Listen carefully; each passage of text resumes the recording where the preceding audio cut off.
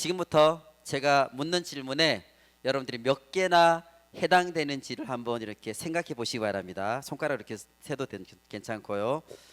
아침에 눈뜨기가 너무 힘들다. 기상 후에도 머리가 멍하고 졸린 듯한 느낌이 계속해서 든다. 오전 10시 전에는 거의 멍하고 오후 서너 시경쯤 되면 피로감이 몰려온다. 반면에 저녁만 되면 기운이 나고 생생해진다. 난리가 났네 벌써. 벌써 다. 네, 갑자기 일어나면 어지럽다. 스트레스가 조절이 안 되고 분노가 일어난다. 네. 다 꼬우잖아요. 네, 자주 아프고 좀처럼 증상이 호전되지 않는다. 짠 음식을 먹고 싶어진다. 자주 늘 우울한 것 같다. 집중력이 떨어지고 생각이 흐릿해진다. 기억력이 감퇴되어 자꾸 잊어버린다. 도전 정신이 아닌 의무감으로 해야 될 일을 하고 있다. 누군가 나에게 오면 피해서 숨고 싶을 때가 있다. 지금 당장이라도 어디론가 멀리 떠나고 싶다는 생각이 불쑥불쑥 든다. 자, 네. 자, 이 질문들에 대해서 여러분들이 7가지 이상 해당되시는 분들이 있나요? 네, 네, 아주 자신 있는 분이고, 네, 지금 손을 못 드시는 분도 많은 것 같은데, 네, 그렇다면 여러분들은 아주 몹시 피곤한 상태입니다. 그런데 너무 심각하게는 생각하지 마시기 바랍니다. 대부분의 현대인들이 이 피곤하고 탈진되어 있는 상태이기 때문입니다. 저희 셀가족들을 만나서 제가 얘기를 하다 보면, 고민을 듣다 보면 셀가족들이 가장 이렇게 문제점으로 얘기하는 것 중에 거의 제일 이제 탑에 들어가는 한두 번째 들어가는 것들이 뭐냐면 피곤하다는 것입니다. 직장에서 맡은 일 하랴, 그 다음에 교회에서 사역하라, 그 다음에 가정의 일 돌보고, 또 가정에 막 재정도 꾸려야 되고, 막 부모님도 모셔야 되고, 이제 너무 많은 일들을 하고 있어서 너무 피곤하다는 겁니다. 그래서 시간이 남으면 그냥 쉬고 싶다고 얘기를 하고 있습니다. 우리 청소년들도 피곤하신가요? 피곤해요? 네, 요즘 막 청소년들도 막 피곤하다는 얘기를 많이 하던데, 저희 셀가족하고 뭐 이유는 좀 다를 수 있겠지만 청소년들, 우리 청년들도 각자 나름대로 네, 피곤한 삶을 살고 있을 거라고 생각하고 있습니다. 1980년대에 우리나라에 이제 처음으로 개인 PC가 이제 개인 컴퓨터가 보급됐을 때입니다.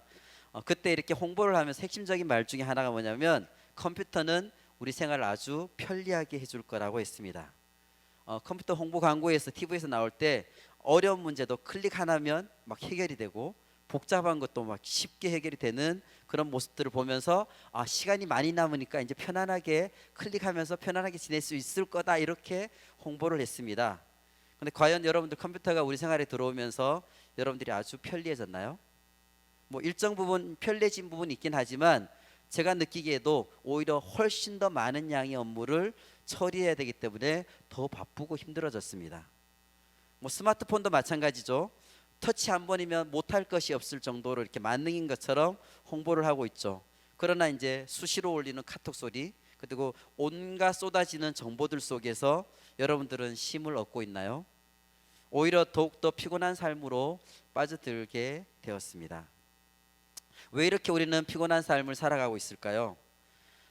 우리가 살아가고 있는 이 땅, 우리 대한민국은 경쟁 사회라고 하죠. 그래서 우리 사회는 피곤이 아주 일상화되어 있는 것들이 사실입니다. 쉰다고 해서 우리가 피곤이 해소가 될까요? 뭐 잠시 잊을 뿐이지만 피곤이 해소가 되지는 않습니다. 우리 셀 가족들의 얘기를 들으면서 그들의 가장 큰 문제인 이 피곤에 대해서 말씀 속에서는 어떻게 얘기를 하시는지 좀 그래서 그 말씀을 좀 같이 한번 나눠봐야 되겠다는 생각이 들었습니다. 피곤에 대해서 오늘 얘기할 텐데 그럼 혹시 피곤에 대해서 피곤의 반대말이 뭔지 혹시 아시나요? 피곤의 반대말? 모르시나요 아무도? 네? 이게 마스크를 해서 잘 안 들리는데 네 피곤 네? 개운하다? 개운하다? 그건 찝찝하다의 반대말 같은데 네 피곤의 반대말 잘 안 떠올리죠. 뭐 거꾸로 해서 곰피 아니죠 이런 거. 네 네, 그런 게 아니죠. 네, 국어 사전에 찾아봤더니 피곤의 반대말 나와 있지 않습니다. 네. 그렇지만 우리가 오늘 말씀 속에서 우리가 피곤의 반대말이 뭔지를 해답을 찾을 수 있을 것 같습니다. 네. 대한민국은 총체적으로 피곤한 사회입니다. 엄마 뱃속에서부터 피곤하죠. 뱃속에서부터 온갖 아이를 똑똑하게 만들기 위해서 엄마가 태아 교육을 시키죠. 그렇다고 이제 뱃속에서 나왔으면 괜찮은가요? 나오자마자 또 부모들은 최선을 다해서 아이들한테 뭔가 시키기 위해서 최선을 다하죠. 태어나서 더 피곤합니다. 또 어렸을 때부터 스마트폰 아이들이 가지고 다니면서 아이들이 보기 시작하면서 우리의 삶이 더욱더 피곤한 삶 가운데 아이들이 이끌려져 가고 있습니다. 그리고 어느샌가부터 옆집 아기랑 비교가 되고 또 옆집 부모들끼리 서로 비교하고 있는 경쟁이 시작되고 말아버렸습니다. 그래서 왜 이렇게 우리나라가 피곤한가를 가지고 전문가들이 분석을 해봤습니다. 그런데 왜 이렇게 피곤하냐면 서구의 많은 나라들은 이제 오랜 시간 동안 이렇게 성장을 했는데 우리나라는 전쟁을 겪고 아주 이리 피폐해진 상태에서 상당히 압축적으로 고도의 성장을 이뤘기 때문에 성과주의가 우리 안에 만연해 있습니다. 그래서 우리 안에는 계속 피곤한 것들이 우리 안에 들어있는 사회가 됐다는 것입니다. 근데 피곤이 이제 누적되더라도 여러분들이 만약에 내가 어떤 목표를 이뤘으면 좀 괜찮아요. 근데 여러분들이 여기서 내가 우리 사회에서 뭔가를 하고 싶은 거, 내가 벌고 싶은 거, 내가 갖고 싶은 직업 이런 것들을 다 이룰 수가 없잖아요. 당연히 목표가 안 이루어지지 않으면 우리 안에 좌절감이 생깁니다. 그리고 또 우리의 인생이 우울하게 만들어져 버리게 됩니다. 그래서 이 사회는 성과주의 사회이기 때문에 우울증 환자나 또는 낙우자들이 많아지는 그런 사회가 되고 있습니다. 그래서 나라에서는 이 문제를 해결해서 경쟁하기 위해서는 서로 협력하자, 또 뭐 승자 독식보다는 서로 상생 협력을 하자 이런 말들 많이 하고 있죠. 그렇지만 우리는 오늘 이 피곤에 대해서 성경에서는 어떻게 우리에게 좀 더 근본적으로 이 피곤의 문제를 해결할 수 있을까라고 좀 찾아보길 원합니다. 성경에서 인간의 피곤이 언제부터 시작되었는지를 우리에게 알려주고 있습니다. 언제부터 인간에게 피곤이 왔을까요? 혹시 아시나요? 언제부터 피곤이 왔을까요? 네, 피곤은 우리가 에덴 동산을 떠나기 시작했을 때부터 우리에게 피곤이 오기 시작했습니다. 하나님을 떠나 있기 때문에 우리에게 그때부터 우리에게 열심히 땀과 수고를 해 흘려야지만 우리에게 뭔가 이루어지게 되고 그런 삶을 살게 됐죠. 그러면서 우리에게 피곤이 시작되게 됩니다. 그래서 피곤의 반대말은 뭐냐면 우리가 하나님을 떠나왔을 때 피곤이 생겼잖아요. 피곤의 반대말은 하나님으로 다시 돌아가는 것입니다. 아멘. 네, 하나님께로 돌아가고 에덴으로 다시 돌아가는 것입니다. 인생의 피곤의 문제는 영적인 문제라는 것을 우리 모두가 올바르게 인식해야 될 것입니다. 영적인 문제 해결이 없이는 인생의 피곤의 문제는 절대 해결되지 않는다는 것입니다. 영적인 문제 근원은 그럼 어디에 있을까요? 바로 성경에서는 바로 그것이 죄가 그 근원이라고 말씀하고 있습니다. 우리 인생의 피곤함, 일생의 피곤함은 문제는 죄 문제가 해결되지 않으면 결국 해결되지 않는다는 결론에 이르게 되어 있습니다. 다윗 왕은 이렇게 고백하고 있습니다. 시편 38편 4절 말씀에 내 죄악이 내 머리에 넘쳐서 무거운 짐 같으니 내가 감당할 수 없나이다. 죄악이 아주 넘칠 정도로 엄청나게 크다는 것입니다. 그래서 너무너무 무겁다는 고백했습니다. 그리고 나서 이어지는 38편 8절 말씀에 이렇게 고백하고 있습니다. 내가 피곤하고 심히 상하였음에 마음이 불안하여 신음하나이다. 제 문제로 인해서 피곤하게 되고 심히 상하게 되면서 불안하게 만들어졌다는 것입니다. 이에 더 나아가서 다윗의 아들 솔로몬은 전도서 1장 8절에 이렇게 말씀하고 있습니다. 모든 만물이 피곤하다는 것을 사람이 말로 다 말할 수 없나니, 사람만이 아니라 모든 만물이 다 피곤해졌다는 것입니다. 에덴의 타락 이후에 만물이 피곤한 것을 사람이 말로 다 말할 수 없을 정도라는 것입니다. 죄로 인해서 시작된 피곤의 문제를 그럼 우리가 어떻게 해결해야 될까요? 피곤의 문제를 우리가 영적인 문제임을 알았기 때문에 말씀 속에서 우리가 그 피곤의 문제 해답을 찾을 수 있을 것입니다. 말씀 가운데서 우리가 피곤의 문제를 해결할 하나의 방법을 같이 한번 찾아보도록 하겠습니다. 네, 첫 번째는 하나님의 능력으로 충전하시기를 바랍니다. 아멘. 자, 우리 같이 26절 말씀 다 같이 한번 읽도록 하겠습니다. 26절 말씀입니다. 시작. 너희는 눈을 높이 들어 누가 이 모든 것을 창조하였나 보라. 주께서는 수요대로 만상을 이끌어내시고 그들의 모든 이름을 부르시나니 그의 권세가 크고 그의 능력이 강함으로 하나도 빠짐이 없느니라. 아멘. 자, 제일 처음에 너희는 눈을 높이 들라라고 얘기했죠. 높이 들라, 높이 들라고 명령하고 있죠. 그럼 여러분들 지금 높을 눈이 어디가 있다는 거예요? 높이 들고 있지 않다는 거예요. 여러분들이 눈을 높이 들고 있지 않고 기가 빠져가지고 그냥 기운이 없어서 축 처져 있다는 거예요. 지금 전부 다 땅을 바라보고 있다는 상태인 거예요. 그래서 우리에게 하나님께서 눈을 높이 들라고 말씀하고 있습니다. 여러분 혹시 지난 일주일 동안 지내면서 하늘을 바라본 적이 몇 번 있나요?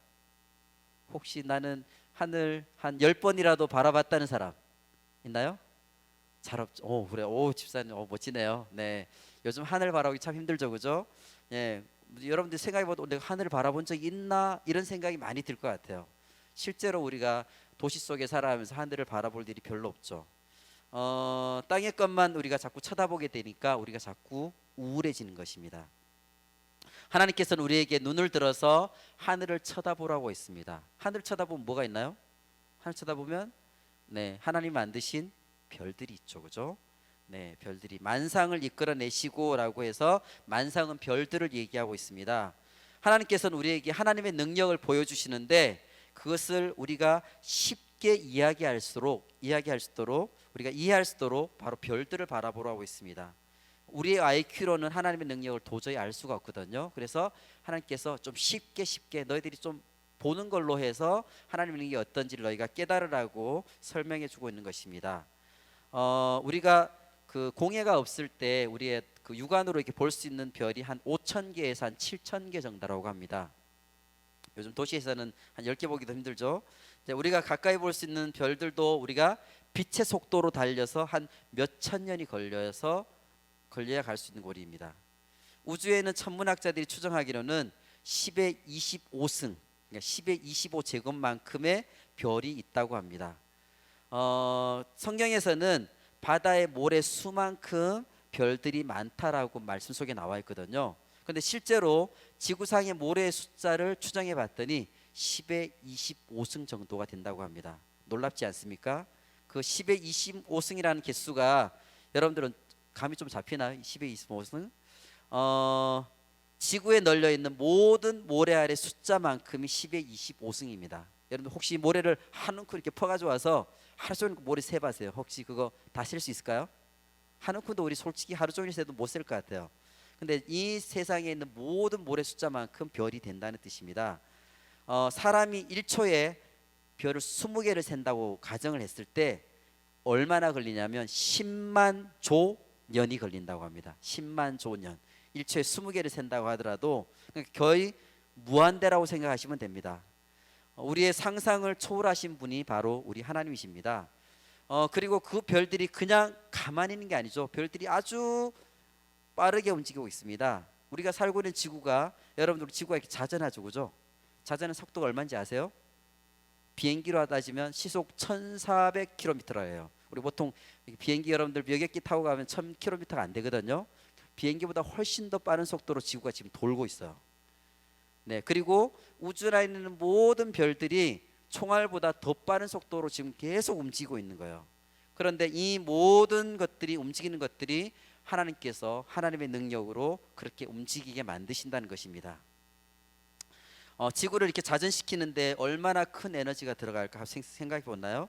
우리 지구에 있는 모든 연료들을 동원시켜서 지구를 그렇게 빨리 돌릴 수 있을까요? 쉽지 않을 것 같은데요. 그런데 그 에너지가 바로 우리 하나님으로부터 나온다는 것입니다. 그리고 그 힘은 아주 정확하십니다. 그 수없이 많은 별들이 팽팽거리며 돌아가는데 하나도 충돌이 없습니다. 요즘 우리 민식이법이라고 해서 학교 주변에 이렇게 어린이 보호구역 내에서 이렇게 조심해서 운전해야 된다고 하죠. 어린이 보호구역 내에는 시속 30km 정도로 이제 우리가 제한 속도가 걸려 있습니다. 운전하시는 분은 알겠지만 30km 절대 이렇게 막 답답할 정도로 좀 이렇게 빠른 속도가 아닙니다, 절대로. 그렇지만 그 가운데서도 30km 갈 때도 계속해서 교통사고가 일어나고 있습니다. 한 해 동안 우리나라에서 교통사고로 인해서 한 1만 명 정도 이상이 죽는다고 합니다. 이렇게 자동차 정도의 속도로 이렇게 가더라도 이렇게 수많은 사람들이 죽고 난리가 나는데, 하나님께서는 그 수없이 많은 셀 수 없는 많은 별들을 총알보다 빠르게 움직이시는데 그것 때 하나도 충돌하지 않게 움직이게 만든다는 것입니다. 그런데 하나님께서 왜 지금 이 이야기를 여기서 하실까요? 하나님께서는 내가 능력이 없다고 생각하느냐, 내가 지혜가 없다고 생각하느냐, 내가 너에게 관심이 없다고 생각하느냐, 이 능력은 바로 너희의 것이다라고 말씀하고 계십니다. 이 능력이 바로 너의 것입니다. 이 말을 여러분들에게 하나님께서는 해주시기를 원하는 것입니다. 28절과 29절 말씀을 같이 한번 읽겠습니다. 28절 29절. 자, 시작. 너는 알지 못하였느냐, 듣지 못하였느냐, 영원하신 하나님 여호와 땅 끝까지 창조하신 이는 피곤하지 않으시며 곤비하지 않으시며 명철이 한이 없으시며 피곤한 자에게는 능력을 주시며 무능한 자에게는 힘을 더하시나니. 하나님께서는 그 힘을 우리에게 주신다라고 하셨습니다. 피곤한 자에게는 하나님의 그 능력을 주신다고 했습니다. 아멘입니다. 옛날에 많이 불렀던 복음성가 기억하시죠? 예수님 권세, 예수님 권세, 예수님 권세, 내 권세. 다 같이 예수님 권세, 예수님 권세, 예수님 권세, 내 권세. 아멘. 네, 바로 그 말씀입니다. 예수님의 권세가 바로 내 권세입니다. 예수님의 능력이 바로 내 능력이 된다는 것입니다. 우리가 하나님의 능력을 이렇게 묵상할 때에 하나님의 그 능력이 우리 안에 들어오게 되는 것입니다. 그 능력으로 인해서 우리 안에 피곤은 다 물러가게 될 것입니다. 능력이 작을 때는 문제가 아주 커 보입니다. 근데 우리가 능력이 커지면 문제가 작아 보이죠.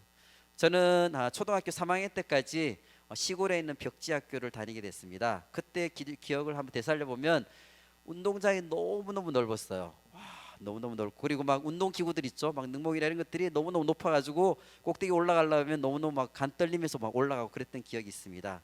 그런데 이제 제가 성인이 되고 나서 다시 그 시골의 학교를 방문한 적이 있습니다. 너무 놀랐습니다. 운동장이 너무너무 작았습니다. 시골 분교 정도 되는 아주 크기의 그런 운동장이었습니다. 그렇게만 높아 보였던 운동기구들도 내가 이렇게 손을 딱 뻗으니까 꼭대기가 닿았습니다. 그러면 운동장이 줄어든 것입니까? 아니죠, 그죠? 내가 커진 거죠. 네, 우리 앞에 있는 문제가 너무 큽니다라고 우리가 하나님께 말씀을 드리지만 문제가 큰 것이 아니라 우리가 작은 것입니다. 다윗이 골리앗을 보면 답이 안 나오죠. 다윗보다 몇 배나 더 크니까요. 그렇지만 하나님을 바라보니까 골리앗이 다윗의 눈에는 보이지가 않습니다. 하나님의 능력이 우리 안에서 역사하십니다. 하나님 우리를 쉬게 하시는 것이 아니라 우리에게 하나님의 능력을 부어주십니다. 그래서 우리는 우리의 믿음이 작음으로 인해서 하나님을 너무 작게 보는 경향이 있습니다. 믿음은 하나님을 하나님의 있는 모습 그대로 크게 보게 하는 것이 바로 믿음입니다. 큰 능력의 하나님을 여러분 그대로 보는 것이 여러분들 안에 믿음으로 자리 잡기를 원합니다. 우리는 우리 앞에 닥친 문제들이 생기면 그것을 너무 많이 묵상하는 경향들이 있습니다. 그러면서 오히려 문제가 요만했는데 자꾸 묵상하다 보니까 문제를 점점 더 키우고 있습니다.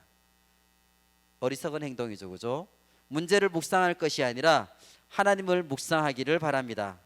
하나님을 묵상할 때에 하나님께서 능력으로 우리의 지치고 피곤한 마음과 육신을 충전시켜 주실 것입니다. 하나님의 능력을 묵상하기 위해서 어떤 방법이 있을까요? 올해 우리에게 주신 성경 통독은 하나님의 능력을 묵상하기에 너무나도 유익한 방법인 것 같습니다. 말씀을 읽음을 통해서 하나님의 능력을 깨닫고 묵상하시기를 바랍니다. 올 초에 성경 통독을 하겠다고 좀 시작했지만 1월달, 2월달 하고 코로나 이렇게 영향을 받으면서 나도 같이 멈췄다 이런 분들 많으시죠, 그죠?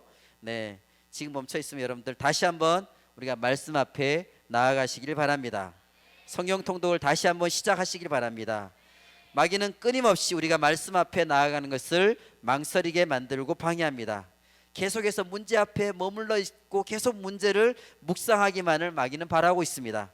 그러나 하나님께서는 여러분들에게 능력을 충전시켜 주기를 위해서 기다리고 계십니다.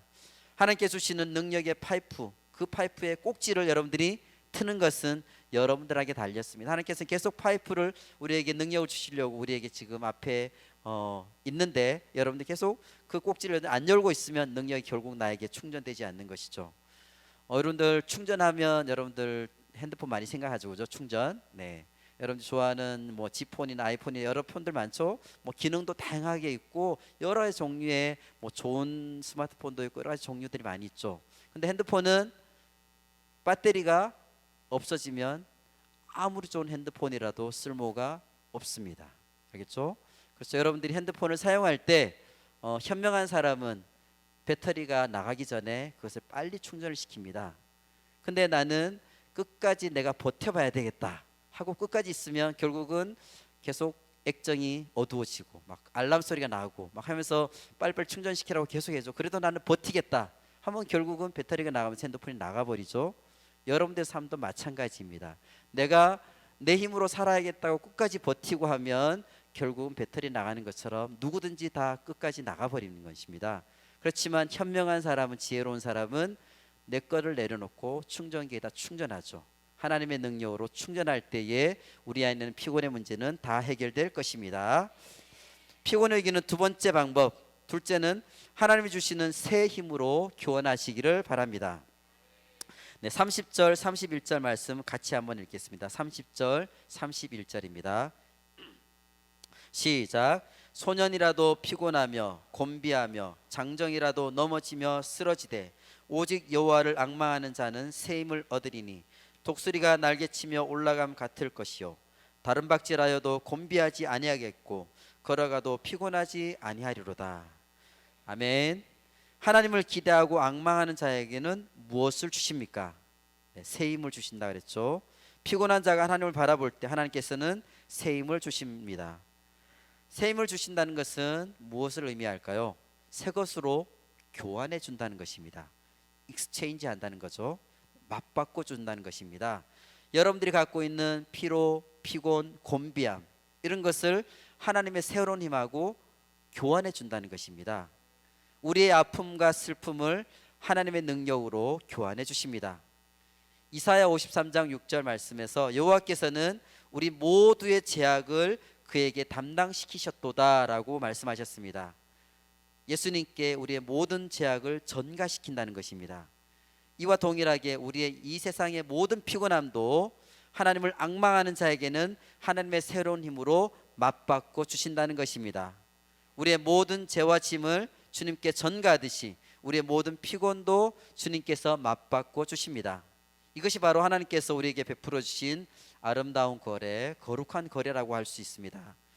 예수님께서는 우리의 죄악을 직접 담당하셔서 해결해 주셨습니다. 이것이 바로 대속의 은혜죠. 우리의 삶은 우리 안에 온전하지 못한 것들이 주님의 것으로 계속해서 바꾸어가며 성화되어가는 삶을 사는 것입니다. 이것을 적용해 본다면 우리의 죄로 인해서 피곤이 우리에게 왔는데 이 피곤을 우리가 주님께 맡기지 않는다면 우리는 오늘도 계속 그 피곤함 가운데 힘든 삶을 살아가는 것입니다. 그러나 죄로 인해서 우리에게 온 그 피곤을 주님께 온전히 맡기고 주님 주시는 새 힘으로 우리가 다시 한번 새롭게 되고 교체된다면 우리의 내일은 하나님 안에서 기쁨의 삶을 살아가게 될 것입니다. 하나님의 새로움으로 우리의 모든 지치고 힘든 삶의 어려움이 바뀌게 될 것입니다. 마태복음 11장 28절에서 30절을 보면 수고하고 무거운 짐진 자들아 내게로 오라 내가 너희를 쉬게 하리라 나는 마음이 온유하고 겸손하니 나의 멍에를 메고 내게 배우라 그리하면 너희 마음이 쉼을 얻으리니 이는 내 멍에는 쉽고 내 짐은 가벼움이라. 수고하고 무거운 짐진 자들아, 바로 피곤하고 힘든 우리들에게 말씀하고 계십니다. 내가 너희를 쉬게 하리라. 나의 멍에를 메고 내게 배우라. 예수님의 것을 우리의 것하고 교환하라는 뜻입니다. 우리의 모든 피곤함, 공고함, 아픔과 짐들을 예수님의 온유와 겸손함으로 바꾸기를 원하십니다. 주님의 온유와 겸손함으로 바꾸는 그 순간 우리의 모든 피곤은 없어지기 시작하는 것입니다. 주님을 묵상하는 그 순간부터 인생의 피곤함이 극복되기 시작한다는 것입니다. 예수님 우리를 사랑하셔서 인간의 몸으로 이 땅에 오셨습니다. 그래서 우리 인간의 모든 연약함과 피곤함 그리고 아픔들을 몸소 겪으시고 이해하고 계십니다. 주님께서 얼마나 피곤하셨냐면 새벽부터 늦은 밤까지 계속해서 사람들을 병자들을 고치셨습니다. 그리고 계속해서 말씀을 전하셨습니다. 그래서 너무너무 피곤해서 풍랑이 있는 배에서 예수님은 곤히 주무셨습니다. 자, 웬만하면 여러분들이 풍랑이 있는 바다에서 잠을 잘 수가 없습니다. 막 구토하고 안절부절 못하고 난리가 나죠. 근데 주님은 너무너무 피곤하시기 때문에 그곳에서 곤히 잠드셨다고 하셨습니다. 주님은 우리의 피곤함과 우리의 여러분들의 계속 만성적인 피로까지도 주님은 당연히 이해하실 수가 있는 것입니다. 이것이 우리에게는 너무나 큰 축복이 되는 것입니다. 이 세상에서는 피곤을 풀기 위해서 상생을 하자, 협력을 하자 이렇게 우리의 피곤을 풀어주진 않습니다. 피곤을 풀기 위해서 휴가를 갔다 오지만 오히려 휴가 갔다 오고 나서 더 피곤하다고 합니다. 우리는 이런 피곤을 해결할 수 있는 방법을 말씀 속에서 확실히 알 수 있습니다. 주님 주시는 새 힘으로 우리의 피곤을 교환하는 것입니다. 주님 주시는 새 힘을 우리의 아무리 큰 피곤과 지치고 힘든 모든 피곤도 주님 주시는 새 힘 앞에서는 절대 힘을 쓰지 못할 것입니다. 주님 주시는 새 힘으로 피곤을 해결하고 물리치는 우리 모든 베델 가족들이 되시기를 바랍니다. 피곤을 해결하는 세 번째는 오직 하나님께 우리의 소망을 두는 것입니다. 아멘. 본문 말씀의 배경은 바벨론 포로 시대에 있는 이스라엘 백성들에게 하시는 말씀입니다. 제일 처음에 포로 생활 시작할 때는 나름대로 이스라엘 백성들 어떤 꿈이 있었습니다. 머지않아서 이 포로 생활이 끝날 거야. 그리고 나는 이스라엘 땅으로 다시 돌아가게 될 거야. 그리고 하나님의 성전에서 하나님께 제사 드리며 찬양하며 내가 그런 날이 올 것이다라고 기대했을 것입니다. 그들은 그 힘든 시기를 그 꿈을 가지고 견뎌냈을 것입니다. 그러면서 성경에서 약속했던 메시아를 기다리고 있었을 것입니다. 우리는 지금 코로나 시대를 살고 있습니다. 지금 전 세계적으로는 코로나가 계속해서 증가하고 있는 추세입니다. 어제까지의 통계를 한번 봤습니다. 전 세계 214개국에서 688만 명이 코로나에 감염됐다고 했습니다. 하루에도 10,000명 이상, 우리나라 지금 전체 우리 확진자가 10,000명이잖아요, 그죠? 하루에 10,000명 이상 확진자가 나오는 곳이 미국, 브라질, 러시아, 인도 이런 나라는 하루만 해도 10,000명이 넘는 사람들이 확진자가 나오고 있습니다. 지금까지 40만 명이 코로나로 인해서 목숨을 잃었습니다. 그렇지만 우리는 아주 양호한 편이죠. 얼마 전에는 우리는 코로나가 종식될 것 같다라는 희망을 좀 가졌습니다. 그렇지만 계속해서 지금 터지고 있는 확진자 소식 때문에 여러분들 좀 다소 실망스럽지요. 그래도 우리는 이 상황이 언젠가는 백신이 개발되면 이 상황은 종식될 것이기 때문에 우리는 이 상황을 견딜 수 있는 것입니다. 그런데 여러분들 만약 상상해 보면 만약 백신이 개발되지 않고 10년이 지나가 있을 거다. 어떨 것 같아요? 20년 동안 백신이 개발 안 되고 코로나가 계속해서 퍼질 거다. 30년 여러분들이 죽을 때까지 코로나가 끝나지 않을 거다. 이런 생각 하기도 쉽죠. 이스라엘 백성들은 이 코로나 상황보다 더 힘든 포로 생활을 오랫동안 하고 있습니다. 그들의 아들이 태어나고 손자까지 태어났습니다. 그래도 포로 생활이 언제 끝날지 알 수가 없습니다. 당연히 그들은 지쳐가고 있습니다. 왜냐하면 그들의 꿈이 사라졌기 때문입니다. 이들이 어떤 말을 하는지를 같이 한번 보겠습니다. 27절 말씀 같이 한번 읽어보겠습니다. 27절입니다. 시작. 야곱아 어찌하여 내가 말하며 이스라엘아 내가 이르기를 내 길은 여호와께 숨겨졌으며 내 송사는 내 하나님에게서 벗어난다 하느냐. 내 길은 여호와께 숨겨졌으며 앞길이 안 보인다는 깜깜하다는 것입니다. 내 송사는 내 하나님께서 벗어났다. 하나님은 우리의 고통 소리를 돌아보지 않으신다고 생각하는 것입니다. 관심이 없다는 것입니다. 이스라엘 백성들이 왜 피곤해하고 있습니까? 바로 꿈을 잃어버렸기 때문입니다. 희망을 잃어버렸다는 것입니다. 우리의 삶에서 피곤함을 느낄 때로 보면 목적 의식이 없을 때가 많습니다. 이 일을 왜 하는지를 모르고 하고 있는 것입니다. 여러분들이 스마트폰, TV, 컴퓨터 이런 것들 우리가 많은 시간들을 쏟고 있죠. 그러다 보면 시간을 낭비하는 경우들이 너무나 많습니다. 우리가 균형 잡힌 삶을 살기 위해서는 우리 삶의 우선순위가 분명해야 될 것입니다. 그 우선순위는 하나님께서 우리에게 주신 비전을 붙잡을 때 가능한 것입니다. 잠언 말씀에 비전이 없는 백성은 망한다라고 했습니다. 오직 성령이 우리에게 임하셨을 때 땅 끝까지 복음을 전하라는 주님의 비전을 우리에게 주셨습니다. 우리에게는 1100 세계 비전이 있습니다. 하나님 우리에게 비전을 주시는 분입니다. 그것이 우리의 삶의 소망입니다. 소망을 주시는 하나님을 바라보며 나아가야 될 것입니다. 하나님은 우리에게 꿈을 주시고 소망을 주시고 비전을 주시는 분이지만 사단은 우리에게 꿈을 빼앗고 낙심과 피곤과 공고함을 안겨주고 또 우리의 비전을 빼앗아 가는입니다. 사단은 우리가 하루하루 대충 살아가기를 원하고 있습니다. 꿈과 비전 없이 살아가길 원합니다. 의미 없는 삶으로 인해서 우리를 피곤하게 만들기를 원합니다. 그러나 하나님 우리에게 비전을 주시기 때문에 우리의 삶이 온전히 주님께 붙들려 있을 수가 있는 것입니다. 그러면 의미 없는 삶이 정리가 될 것이고 피곤함이 우리에게서 사라질 것입니다. 하나님께 우리의 비전과 소망을 둘 때에 우리 삶을 피곤하고 탈취시키는 것들이 온전히 해결될 것입니다. 우리에게 소망이 얼마나 중요한지를 알려주는 일화가 있습니다. 세계 제2차 대전 때의 일입니다. 그때 군목으로 출전했다가 독일군에 잡혀서 포로 생활을 했던 제임스 맥도날드 목사님의 증언이 있습니다. 포로 생활 중에 있는 많은 포로들이 그곳에 있는데 포로 기간이 막 길어지다 보니까 다들 너무너무 지쳤습니다. 그래서 그러더니 군인들이 자해를 하기 시작합니다. 자기 몸을 스스로 자해합니다. 막 도망쳐 봅니다. 그러다가 잡혀서 처벌도 받습니다. 또 가만히 있는데 괜히 자기네들끼리 서로 막 도둑질을 합니다. 그리고 막 싸움도 일어나고 완전 개판이죠, 그죠? 그런데 어느 날 한 군인이 부서진 라디오를 어디서 구해왔습니다. 그러더니 부서진 계속해서 수리하더니 조립해서 맞춰가지고 드디어 간간히 라디오를 들을 수 있게 됐습니다. 그래서 그 군인이 계속 듣다가 영국의 국영방송이 BBC에서 나오는 뉴스를 듣게 됐습니다. 그 방송에서 무엇을 들었냐면 노르망디 상륙작전이 성공했다는 소식을 들었습니다. 그 소식을 들은 병사는 맥도날드 목사님을 막 깨웠습니다. 막 흥분해서 목사님을 깨우면서 목사님 노르망디 상륙작전이 성공했답니다 하고 그 소식을 전했습니다. 그랬더니 그 소식이 그 새벽에 삽시간에 온 포로 수용소 안에 퍼지기 시작했습니다. 중요한 것은 이 소식이 전해진 것이 아닙니다.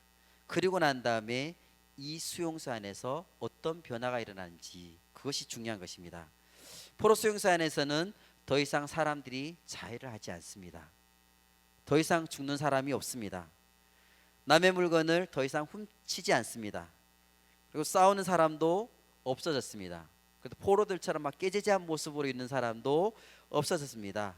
그리고 포로들이 만날 때마다 서로 좋다고 하이파이브를 합니다. 그리고 서로를 쳐다보면서 의미 있는 그런 미소를 지으며 그리고 이제 독일군들이 총구를 겨눠도 더 이상 그들이 두려워하지 않습니다. 수용소 안의 이런 변화는 연합군이 지금 승리하고 있고 곧 우리는 풀려갈 것이라는 희망, 소망의 그 하나가 사람들이 이렇게 완전히 바꿔버린 것입니다. 이 세상에 살고 있는 우리들에게도 소망 되시는 분은 오직 하나님밖에 없음을 고백합니다.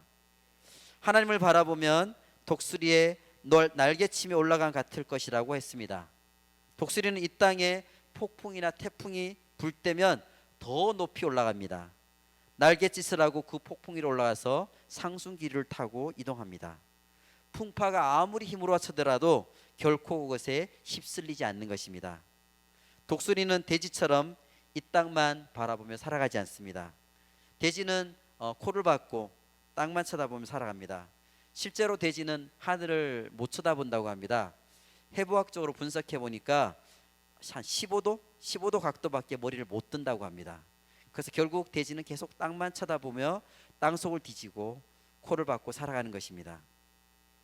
인생에도 이렇게 두 종류의 인생이 있습니다. 돼지처럼 이 땅만 바라보면서 아웅다웅 싸우면서 살아가고, 목적 없이 살아가고, 절망하고 피곤해하며 살아가는 인생이 있습니다. 반면에 독수리 날개치며 올라간 같이 어떤 풍파 속에서도 하늘에 소망을 두고 살아가는 인생, 하늘에 그 소망이 있기 때문에 하나님 주시는 평화와 기쁨이 그 안에 있고 소망 가운데 살아가는 인생이 있습니다. 여호와를 앙망하며 하나님께 우리 삶의 소망과 비전을 두고 독수리처럼 살아가는 인생들이 되기를 원합니다. 아멘. 말씀을 마무리하겠습니다. 우리 삶에 계속해서 몰려오는 피곤의 문제를 해결하기 위해서는 크신 하나님, 능력의 하나님, 우주 만물을 지으신 능력의 하나님의 그 능력으로 여러분들이 충전시키시길 바랍니다. 우리는 하나님의 자녀이기에 하나님의 그 크신 능력이 바로 우리의 것이기 때문입니다. 또 우리 안에 있는 피곤과 피로의 모든 문제를 주님께 맡기고 주님의 새 힘으로 교체받으시길 바랍니다.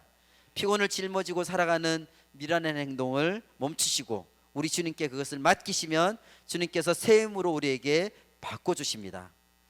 우리의 삶의 소망을 하나님께 두시기를 바랍니다.